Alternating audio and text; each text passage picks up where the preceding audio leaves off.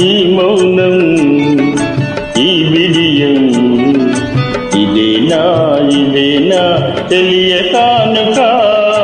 ఈ మౌనం ఈ విడియం ఇదేలే మగువ కానుక. ఈ మౌనం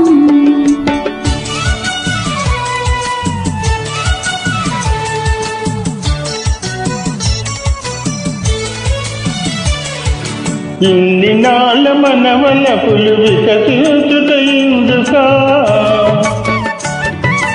ఇన్ని నాళ్ళ మనవల పులు వికసించుటయుందుకా.